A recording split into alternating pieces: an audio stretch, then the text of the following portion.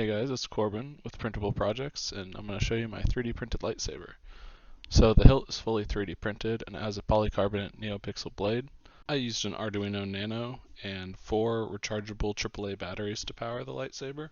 Overall, I'm pretty happy with how it turned out. I think the paint job matches the aesthetic pretty well and the weathering turned out pretty decent.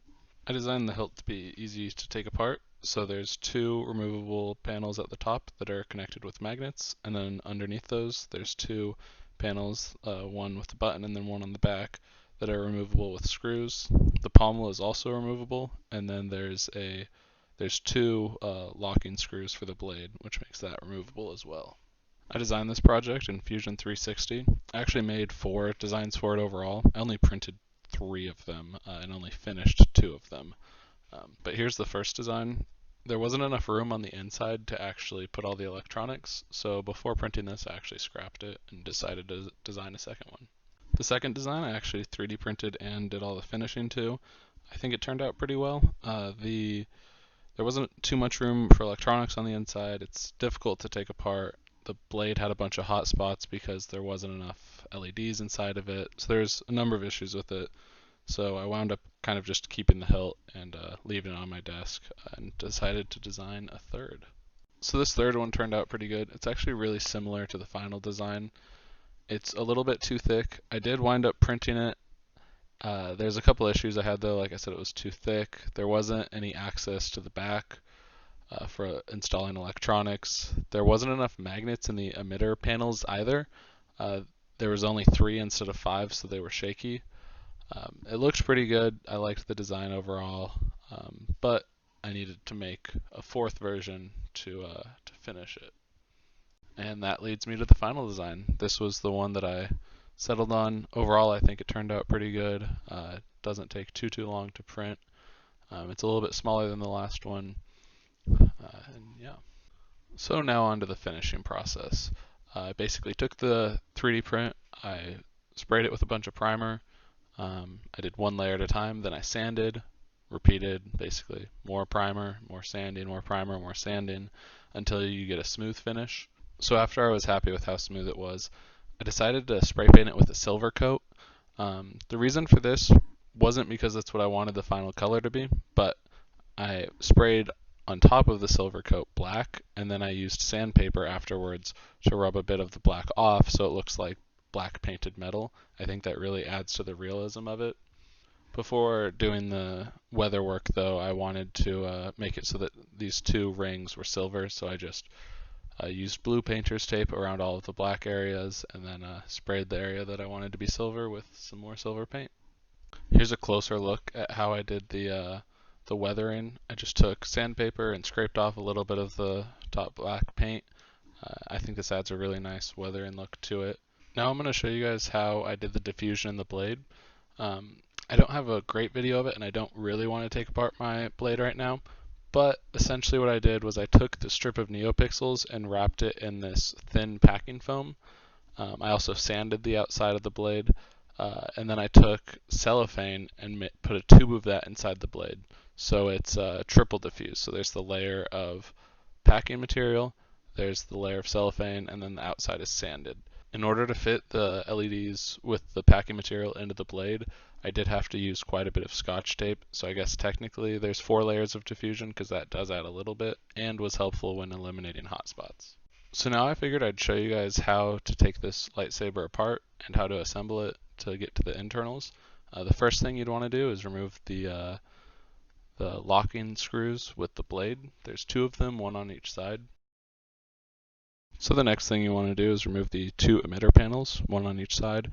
These are pretty easy to remove. They're just connected with 5 different magnets. Keeps them steady and makes them easy to remove for the next step. Next, you'll want to remove the button panel as well as the matching one on the back. These are pretty easy to remove as well. Just 2 M3 screws for each, 1 on the top and 1 on the bottom.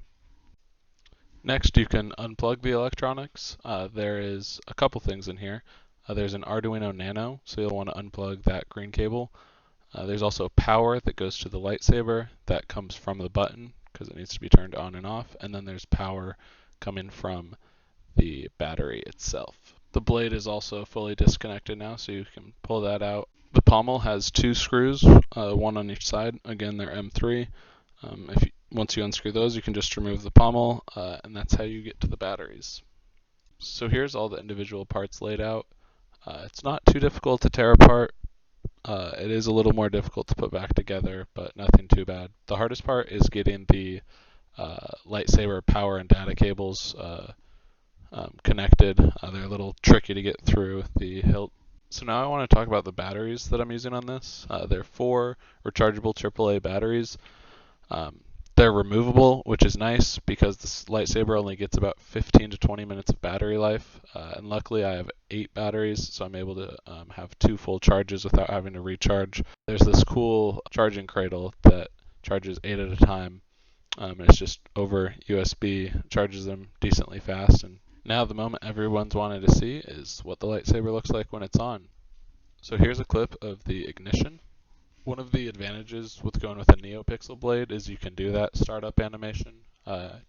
It's actually not that difficult to do. You basically just turn on the LEDs one after another.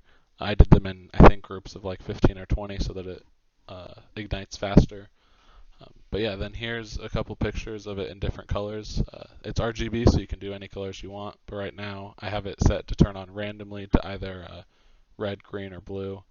But yeah, that's pretty much it with this video. Thanks for watching. I actually decided to make this video after finishing the project. I got it painted this weekend, but it's a project I've been working on for on and off for the last 3 months or so. In the future, though, I want to show a bit more of the design process, either in multi-episode series or just from start to finish, showing the whole design process. I've got a pretty nice 3D printer. It's a Prushai 3, but I designed it myself with some help online. And I've got a couple other ideas, like I want to try making a series where I take old G1 transformers and maybe they're missing a couple parts, and then I restore them and 3D print some parts that it doesn't have.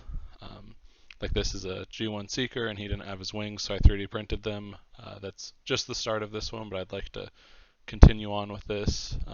That might be my next video. Another idea I had was trying to make a transformer that transformed on its own.